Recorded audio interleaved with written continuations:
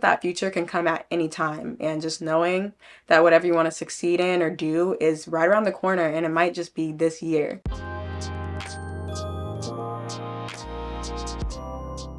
What's up, you guys? Welcome back to my channel. If you're new here, my name is Shrey, and if you're not new here, thank you so much for returning. I know it's been a quick minute since I've talked to y'all, actually more of like a long minute, and I know it's already like the end of December, like we're at the very end of December, like we're almost in a new year. I don't know, doing this video now feels a little late, but I feel like everyone does things last minute anyways, so I have 10 ways you can prepare for a new year. I'm not here to waste y'all time, so we're just gonna jump right into the video. The first way to prepare for a new year is to declutter. I once heard someone say that a cluttered space means a cluttered mind, and that is so true. At least it is for me. When something's just cluttered and not making sense, like my space is just pretty much a mess.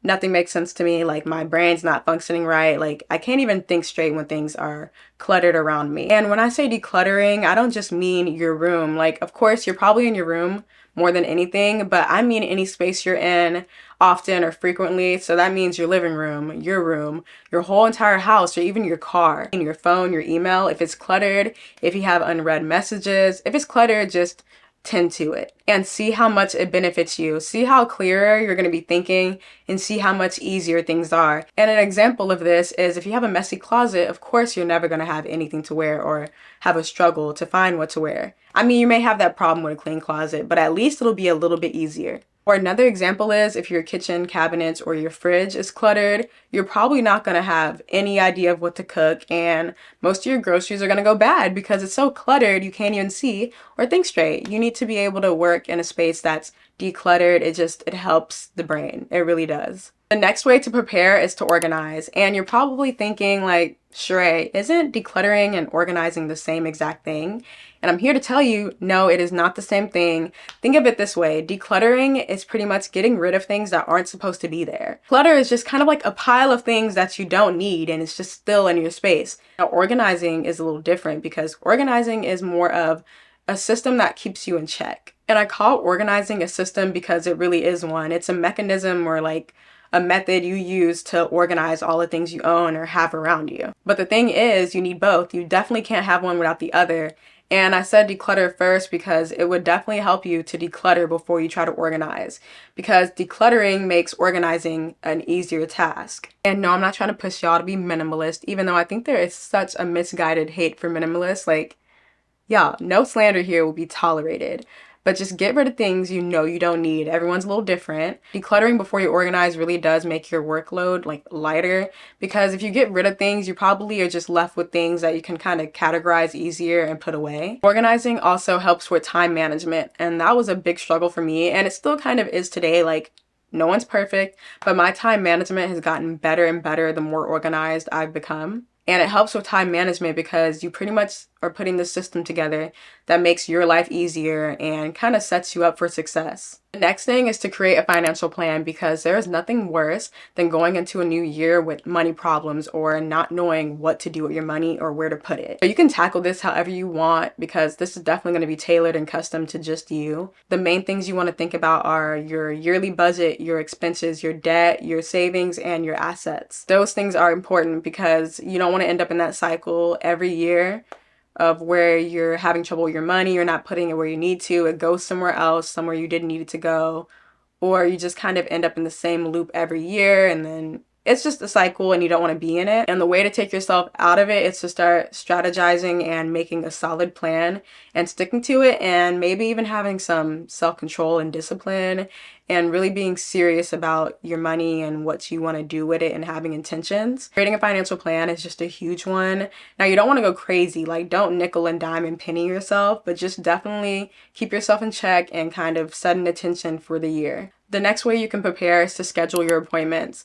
And I'm not gonna lie, I fell short on this one this year, and I don't know how, because usually I'm on top of things, but I think this year was so crazy I got sidetracked and maybe even a little stressed out to where I wasn't really even thinking about myself like majority of the year, which going into the new year, that is definitely something I'm gonna pay more attention to.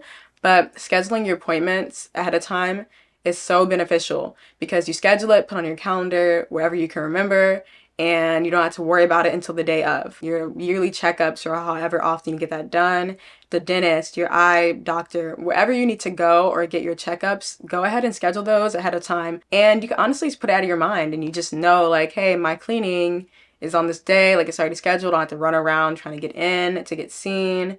Or hey, my doctor, like my yearly checkups already scheduled. It's really helpful and helps just make sure you're keeping your health as a priority without stressing over it, and just like you have your appointments booked, kind of like the most organized you can get. Next thing is to create new goals. Now I know some people think like that whole new year, new me or resolutions is stupid or corny, but it's really not. In my opinion, it doesn't really matter where your motivation comes from as long as it's coming from somewhere.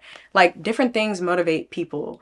And I feel like New Year's resolutions is a really big motivator for new goals and aspirations and really being intentional with what you're going to do with your time. So if you have anything that you want to improve on or anything that you've been waiting to do, go ahead and make a mental note or write it down, put it somewhere, do something with it, create a vision board and create new goals, because without them, you can become stagnant. And if you're not motivated, writing down or being intentional or having an idea of what you want to do with your year can really help you succeed or better yourself, whatever those goals are. So if you want to travel, or if you want to make a certain amount of money, or you have some gym goals, like you want to get a new body, like you want to work at something in particular, go ahead and write it down, do something with it, because creating goals is very important. And for my people who are like anti New Year's resolutions and basing your goals on a new year, just try it out, because honestly, I used to be just like you, and some years I go in and out of it, because sometimes I do believe you don't need a new year to signify anything. Like you can make that change tomorrow if you wanted to. It doesn't have to be a new year. But like I said, the new year definitely does give most people motivation. When you think about it, the new year is a redo, a reset. We're starting all the way back in January. We're doing it all over again. Like whatever you didn't like last year, make it different this year. So just think of it as like a new slate. Even if you don't feel like it is, it is. The next thing is to create your routine. And this one's really important to me because I did not have a routine this year at all. Every day that I woke up, it was different. Like nothing was the same. I would just wake up and do whatever. My days would all be different and things were just so like everywhere. And so this one's a big one for me. This coming up year, I plan on having a routine, like nothing too strict to where like nothing can go wrong and this is my routine no matter what. Not like that, but just something that you can kind of stick to. And I know some people already have their routine that they've always stuck by. So if you're going into a new year with that same routine, that's cool. But if you don't have one, some of the things you want to ask yourself is, what do I want my days to look like? Or how do I want to manage my time? What are my daily habits? Like what is my end goal at like the end of every day? And along with that, what time do I want to be asleep at night? Or what time do I want to be awake? Or what's the first thing I'm going to do when I open my eyes? Like you want to just think of all those little things and all the things that make up your day. And I love the idea of new routines because it allows you to incorporate new things into your life or to try new things. And if it doesn't work, you can toss it out. I feel like a routine is something you could always work on until you perfect it and you find what fits good for you.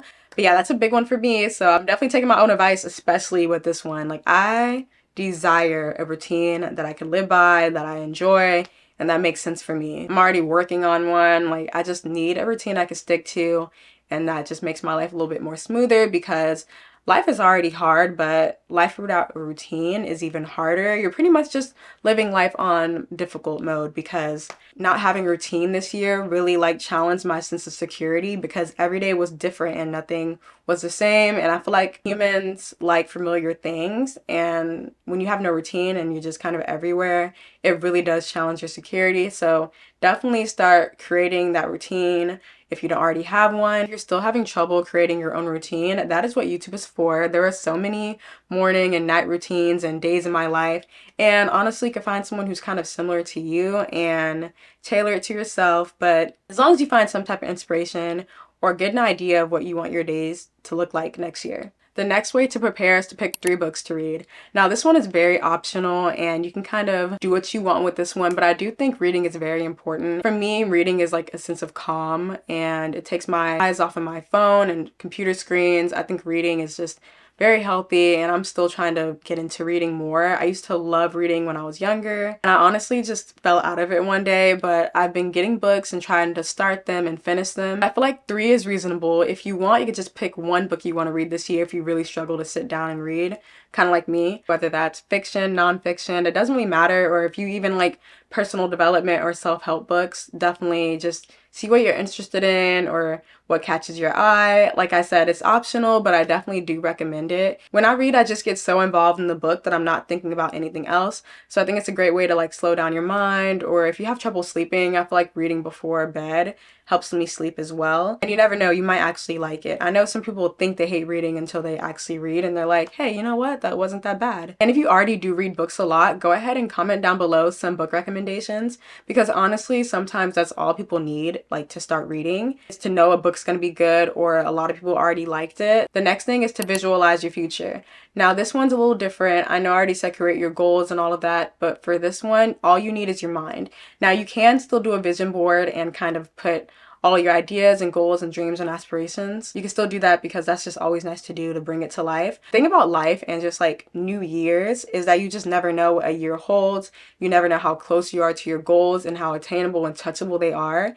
And it's just going into a new year, visualizing your future and knowing that that future can come at any time, and just knowing that whatever you want to succeed in or do is right around the corner, and it might just be this year. So that's what I mean by visualizing your future, because the more you visualize it, the more you can see it, the more you can do it. The next thing is to tie up any loose ends. This is pretty much all the miscellaneous things you just forgot to do throughout the year or just didn't finish, whether you just forgot or you were slacking on it. Whatever it is, just finish it up, tie it up. Don't bring it into the new year with you. I feel like this is a big one. Just don't drag something that should have been done the previous year into a new year.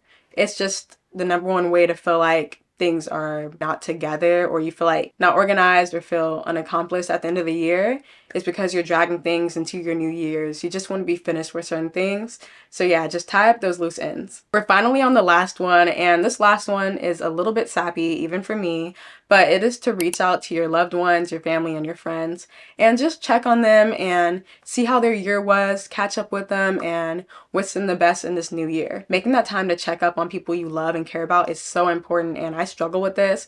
I just struggle with keeping up with relationships in general, but it is so important, and I'm working on it, because you just want to make sure that people end their year off strong, or they're at least going into the next year stronger. You have to keep in mind that everyone experiences different things within the year. Like some people had the best year of their life and some people had the worst year of their life. So just making that time to just check up on people is really important, and it means a lot more to people than you think. So whether it's your family, a friend, whoever it is, if you want to bring them into the new year with you, just go ahead and check in on them and make sure you guys are both ready for the new year. This is the end of the video. Before I go, I just want to wish you guys a happy new year, and that you go into this next year with love and blessings. Don't forget to like, comment, and subscribe, and go ahead and share with someone you know, just so we can all go into this year prepared. But I hope you guys have a great night on New Year's and stay safe.